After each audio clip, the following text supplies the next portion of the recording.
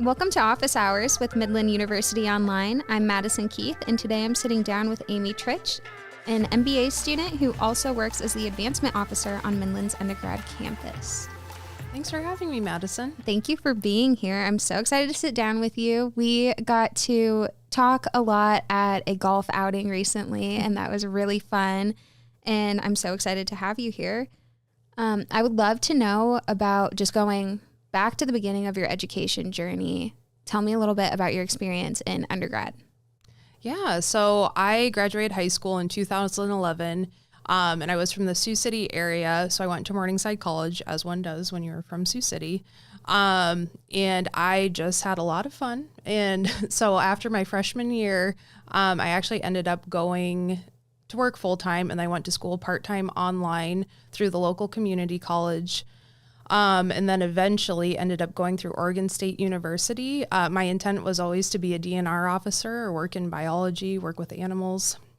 My dream was always to be the Jane Goodall of the Midwest. That did not happen. But I ended up eventually making my way back to Morningside, where I graduated with my degree in organizational management. And I did that solely online. So most of my education has been online, which made Midland a great fit. When they started offering the MBA fully online, it was a great transition because I was used to that structure, and even better because it's a place where I work. So yeah, what kind of caused that shift from Jane Goodall to Jane Goodall of people? You still work really closely with people, but yeah, well, part of it was if I wanted to get involved in that type of a field, I would have had to have started way earlier, and working full-time while getting my schooling part-time online was not conducive to being able to work out in the field. I did an internship, I think it was like in 2018, where I went out to Colorado and I worked at the National Wildlife Research Center. Super fun, but that is also when I realized biologists have to write a lot of papers, and that's how that works. So that it's about 50% saving the world and 50% writing papers, and I decided that wasn't the route for me. And I had gotten involved in fundraising, as most people do, by total accident. And so once I started that field, that was also in 2018, I realized that I wanted to pivot and work more with people, while still caring a lot about the environment and animals and flowers and plants. But my full-time job would be working with people, and that's really served me well the last few years. So I started as a biology major for a semester too, so I feel I also had that pivot. Yeah, it seems really great. It is an awesome career, and I wish that I would have pursued it. However, it was a lot, so yeah, happy with where I ended up. I couldn't figure out the chemical compounds. Oh gosh, yeah, I was terrible at chemistry. Yep, that's when I had to. No, not for me. Gotta figure out something else. So you have worked really closely with nonprofit organizations. How did you get started in that? What was your first job in that like? And tell me more about that. Yeah, so I worked for a car dealership for a chunk of time when I was in Sioux City, and I got really involved in some different young professional organizations and with the chamber there. And so I had a gal that I'd met through that offer me a job at a telecommunications company just because she had gotten to know me. Said, I want something different. I don't want to work in an office anymore. And she said, well, I have a friend that is hiring, and that was at Habitat for Humanity. And so I applied for that, and I was able to beat out quite a few applicants for that position. And so that started my nonprofit journey. And actually within a few months, I got plucked from there and put into the Boys and Girls Clubs of Siouxland. There was a board member that really thought that I was doing a good job at Habitat, and so he recruited me to Boys and Girls Club, where I worked for about 4 years in Sioux City. And then when I met my husband and moved to Omaha, I started at Boys and Girls Clubs of the Midland in Omaha. So I worked there for a year. So I really, really love the nonprofit sector. It's always held a close place in my heart, especially working with kids. I've gotten the opportunity to meet a lot of awesome kids who have now turned out to be awesome adults. I've got one that I've known, well, since I started at the Boys and Girls Clubs, that is a senior in college now, and I'm excited to see what he does next. Oh, that's so cool that you get to start with them when they're younger and kind of follow them all the way up. I'm sure that's super rewarding and amazing. Yeah. So what kind of caused the transition from these awesome nonprofits that you worked with to our awesome higher ed institution? I did a very short stint in corporate America. I got the chance to work for a very awesome local company here in Omaha that is doing some amazing things out in the world. Unfortunately, the corporate culture just was not necessarily for me. So I've really enjoyed continuing to see what they're doing in the community and the world for that matter. But I needed to go back to nonprofit. And so this position was open at Midland University, and I had applied for another position previously. So I knew about the institution. I had met Jody Horner before. And so it worked out. All the stars aligned, and I was offered this position at Midland. And I'm really grateful for it because I've absolutely loved it. And the last year has flown by that I've worked for Midland. Awesome. Tell me more about your position, because when we were at that golf event, you are like Miss Midland, Miss Omaha. You knew everyone. So I want to know how you're forming these connections, what your position looks like. I've always been a very outgoing people person. So when I moved to Omaha, it was during COVID, so it made it very, very difficult. But I made different connections through junior league, started to get involved a little bit in the chambers, different networking groups, just because uprooting at the age of 27 or 28 whenever I moved here was very, very difficult because I lost all of my friends and all those relationships that I had in Sioux City that were so close. And so that's where it kind of started. And then when I started to work at Midland, it really allowed me the opportunity to network even further and get really involved, particularly in the West O Chamber, in the Sarpy Chamber of Commerce, and now a little bit in the Greater Omaha Chamber as well. So my role when I was hired was Major Gifts Officer. I'm working still on that, but I'm also beginning to form some partnerships with different business leaders in the community. And we saw that as a need. Laura, the Vice President for Institutional Advancement, and myself really saw the need to get out there and let businesses know what we're doing, especially with the launch of online. And so my position has transitioned a little bit into working with businesses and seeing how we can provide solutions for them to reskill and upskill their employees, as well as recruit some awesome students into our graduate programs. Nice. Awesome. I do want to circle back a little bit to what you were saying about uprooting at 27 and meeting new people. And you are obviously just naturally very outgoing. But do you have any tips or advice for people who might be in a similar career field, who might be a little more shy? How can they make those connections if it maybe doesn't come as naturally for them? I think especially now that we're at the end of COVID or it has passed, there are a million different groups in Omaha that cater to meeting new people because there's a lot of professionals that actually do move to Omaha. So the chamber has a lot of events. There are several young professional groups as well. I just joined a group on Facebook that was Omaha Women Who Walk, and so they schedule different walks to do that. Junior League has been a great connector. And there's a lot of affinity groups, particularly on Facebook or on LinkedIn, that you just have to insert yourself in. You have to go all in and be comfortable with asking someone to go grab a cup of coffee or go grab a drink, even if you've just met them, which is really hard as an adult. It doesn't happen as naturally as it did, when I was a little bit younger and meeting people in my hometown. But it's been really great, and I've made some awesome friends here in Omaha. Mm-hmm. I totally agree with that. When you're a kid, you're best friends instantly, and then you grow up, and it's like, you want to be my friend? I swear I'm not weird. Yeah. I just don't want people to hang out with. Yeah, it's like dating, but meeting friends. Yeah, and it's almost worse than dating.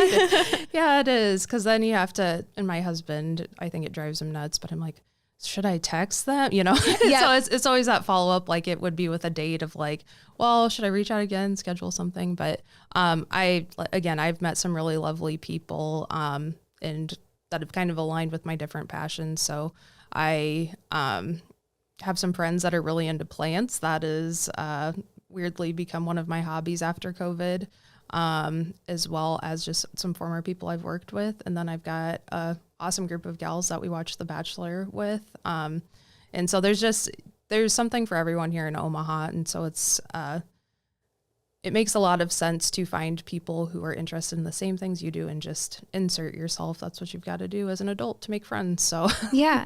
Yeah. And you are also a volunteer firefighter / EMT. Tell me about that, because that is so cool. How did you get involved in that? It was back in my hometown of Lawton, Iowa. I ended up staying in the same town that I grew up in for a long period of time. And so there were a lot of kids that I went to school with, as well as their parents, that were on the volunteer fire department. And I'd always thought it was cool when I was in school, but just one of the dads convinced me to join. And so I did. And I was on their department for quite a few years. I was actually their first female lieutenant, which was really cool. Amy, go.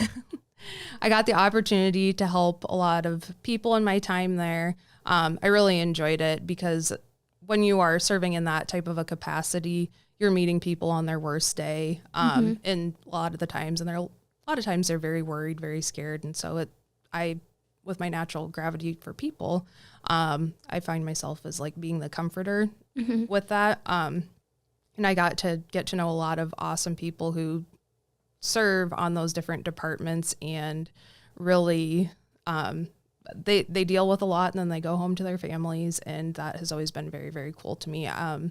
With how busy I am, I don't necessarily make a ton of calls, but when I do, I get to work alongside people who really sacrifice a lot in their lives to help others. And so when I moved to Omaha, I joined Ralston's department, where I was on for a short amount of time.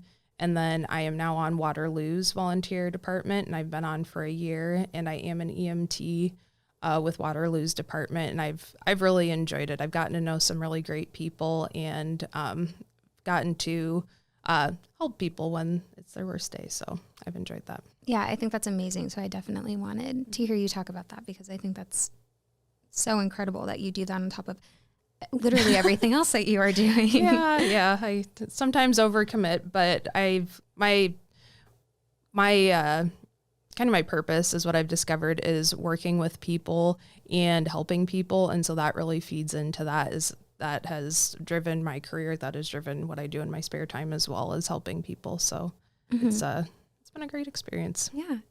Do you have anything that you like to do to kind of take care of you and help yourself recharge, so in order to take care of everyone else all the time? I kind of alluded to my love of plants, but I have a really big garden at my house, so I spend a lot of time in the yard growing flowers. I have a lot of hybrid daylilies that I take care of, as well as a lot of indoor plants. And so gardening and outdoor time is really my time to recharge, and it brings me a lot of peace. And I recognize that is certainly perhaps above my age group hobby, but I enjoy it. So I think it's like a cool thing to, have you heard of like grandma core? Oh yeah, that is my aesthetic 1,000%. Yes, and it's on the rise. I'm like, I'm into this. I'm so into this. Yep, I want to bake bread and plant my little monstera on the weekends. Yeah. Well, come on over. Sounds like a regular weekend. So awesome. Have you been to Sheelytown Market in Omaha? No. Oh, big plant store. They'll tell you how to take care of it. They've got pots. They'll pot it for you. Oh, I really like it. Never heard of it. Moleholes is my place of choice. I absolutely love them, and shout out to Moleholes, because they do a awesome job they have seminars all the time to teach you about different things in your yard as well as with your house plants. And they do a really big focus on native plants. So I've tried to do a lot of native plants in my yard based off of the things that Moleholes has. That's awesome. Yeah. That's really cool. I'm a plant killer. I don't want to be, and I would love to change that about myself. I'm working on it, but it's not for everyone. So it's we're still going to keep trying. I'm not going to give up. We're going to stay positive about that. So you have all of these things going on. You are still getting your MBA on top of that. Tell me about your experience in the program. Yeah, I started in January, and it has been a wonderful experience so far. So the classes are in 8-week sessions, which really helps expedite it. And I will be done, I believe, next spring. So it's a 14-month program. And then I ended up spreading out a little bit further just because I did not have time for the last 2 sections of classes to take 2 classes at a time in order to graduate in those 14 months. But it is so wonderful. It's flexible with whatever schedule you have. A lot of them, they have due dates throughout the week, but it allows you to work at your own pace, which has been wonderful. I've gotten the chance to meet other members of the Omaha community, as well as there are people all across the U.S. that are in my different classes. So that's been a learning opportunity for everyone, as well as the professors. They are all adjunct professors, which I've really enjoyed personally because it allows them to bring their work experience and real life experience into the classroom, which is not necessarily something I've had previously. And tenured professors are wonderful, and I really enjoyed that on the undergraduate side. But in my graduate degree, I've appreciated having folks who have been there, who have been out in the real world and can use their real world application in the classroom. Yeah, that's awesome. What kind of prompted you to get your MBA? I had been wanting to for a really long time. I was actually enrolled at another school, meant to start in January. But then I started working at Midland and realized that that would be a better fit for me just because it was somewhere that I was trying to talk about to other people, really try to sell to other people that they should get their degree through Midland. And so why not go there, go through Midland, so that way I can bring my experience to folks when I am trying to tell them about how wonderful Midland is. I can use my actual experience. Yeah, for sure. How does that kind of fit into your overall career goals, getting your MBA? I think that it has provided me with some of the tools that make me a better problem solver. So a lot of the things that I have been doing in my courses are things that I have been, I've been using those skills throughout my career, but learning it in a classroom or reinforcing it in a classroom has really made me a lot more confident in my decision making, because now I know that I wasn't just on the seat of my pants making these decisions, that there is actually logic behind it. There's educational background to it. And I think that it will help me continue to grow at Midland and really be able to let people know how valuable our programs are. Mm-hmm. Yeah, that's awesome. And so we are all online. Have you been able to make connections still, even though we are online? How is that experience with connecting with professors and students and that type of thing? What does that look like when you are completely online for this program? It was something that I had been used to at Morningside because I got my degree completely online through them.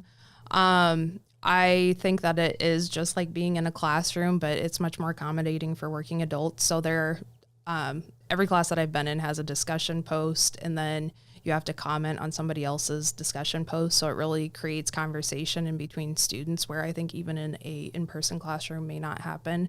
There have been several group projects where we have to work together on different things, which I think has allowed a lot of collaboration and just getting to know other folks. And then the professors have been wonderful.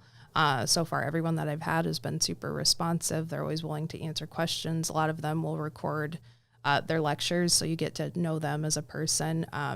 Ed Ivy is a wonderful professor that we have, and I really appreciated his course because he included art in every one. That wasn't what the class was about, but he would really tie in pieces of art into each of his lessons, and I really enjoyed that, and it made me feel like I got to know him a little bit better as well. That's really cool. I'm always curious about that with all the different programs, how people are still staying in touch with each other. And for me, I need to, even if it's online, I still want to have connections with people. I still want that. So all the programs are different. I think all the programs do a great job of it. Everyone just does it a little differently. So I'm always curious how MBA does it versus education and we like all that. connect on LinkedIn and whatnot as well. And so it's been kind of fun, seeing how other people are leveraging and using their MBAs via LinkedIn. So those folks that I may not meet in person, I still kind of have an idea of what they're doing and where they're going in life, which is pretty cool. Oh yeah, we have a LinkedIn page for MBA. So if you want to follow it, do that. Connect with everyone. So fun. Yeah, that's awesome. I do think that we do a really good job about that, of still creating that togetherness, even if we're not in person. So that's always cool to hear about. What are your best strategies for kind of keeping work separate and school and volunteering and being in all of these other groups? How do you kind of manage your time and still find time for other things that you want to do? Your grandma core stuff. Yeah, all my grandma core stuff. I tend to make a lot of notes. I've actually been looking into different ways to keep my notes organized, because I end up having to have like 5 subject notebooks so I can keep all the different things separate and keep my to-do list going, but still separated from each other. So it's a lot of notes, a lot of Post-its, but if anyone has any suggestions on how to combine all that, I've been looking at different tablets that serve as notepads that you can organize into folders. So I'm a big Google Sheets person, big organizational and process person. So that's helped me keep things straight, but sometimes it's not so easy, but I'm trying. So. We were just talking about in the office yesterday, there's a new tablet it's like a note. It doesn't have anything else on it. It's just like a notebook. Have you seen that? Yes. So there's one that is its own brand, and then there's one that is through like Amazon, like the Kindle type of a deal. And so I have been looking and comparing, and so I think I'm going to get one of those like within the next few days. Yeah. Because I had a lovely gentleman that I visited with to talk about a business partnership opportunity, and he had one of those pads, and that's what really turned me onto it. So yeah, we'll report back. Yeah, please do. My initial thought was, that's so boring, but that's also the point, because when I'm on my iPad, I just open up a million apps, and it's like a half an hour later and I haven't scheduled anything. And then I'm on Etsy finding stickers for my notebook apps and putting them all in there. So it's probably not the most productive. Yeah, that's great though, that you have a system tracking everything, getting everything done. What has been the biggest challenge in getting your master's? I would say prioritizing classroom work. So with my job shifting a little bit, it's become a very busy season of my career, also pretty busy season of my life, just as I've started to meet more people in Omaha. I have more friendships, and that has definitely takes time too. And so it's just been a little hard to find time to do that. But I have made time so far, and hopefully I believe I had a 4.0 before this last class, and we'll see once all the grades are in if I still have one. So she is the first female lieutenant. She is 4.0 student. My goodness, you're just killing it. What is the thing that you're most excited for in your career field right now? I think what we're working on with these different business partnerships and the different style of business partnerships is going to be really exciting, because we haven't particularly done this before, where we allow the businesses that we're working with to totally customize what a partnership with Midland University looks like. And so when those first ones start to come in, it's going to be really exciting. I've had quite a few meetings over the last few weeks, and I'm excited to see those through and steward those through to see how it can be a really mutually beneficial relationship for both the business and Midland. And it's always exciting when you're doing something new. So what does that kind of look like, facilitating those partnerships? That's really cool. We are figuring it out right now. Yeah. No, we are just figuring out what our process looks like right now, but we have a lot of meetings to see what next steps are, and just a lot of communication with different folks at the Center for Graduate Studies, as well as the Midland Online and our undergraduate campus as well. Yeah. Awesome. Well, I will ask you one last question before we sign off. And that is, what advice would you give to someone considering getting their master's with Midland Online? I would just dive into it. I've found it easy to manage with a full-time job with a pretty full plate outside of work as well. And the short duration of time is really what appeals to me. So being able to complete it in 14 months or a little bit longer with how I set it up was really what drew me in, because there are not a lot of programs that are that short of a duration.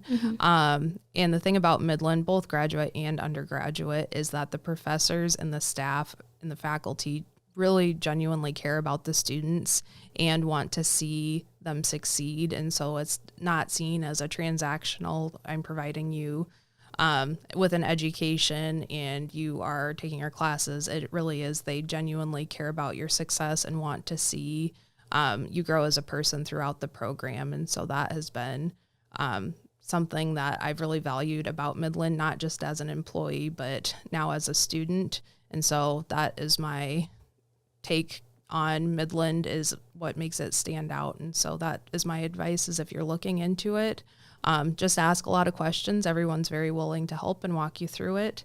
And then, it's been a great process so far. So highly recommend Midland's online MBA. Awesome. Thank you so much for coming in today and sitting down with me and answering all of my questions. Thank you. Thanks for having me. And thank you all for joining us on this episode of Office Hours with Midland University Online. For more information about our graduate and professional studies programs, visit us at midlandu.edu/online. Visit the link in the description to follow us on social for program updates, upcoming events, and podcast release dates. Thank you. Bye.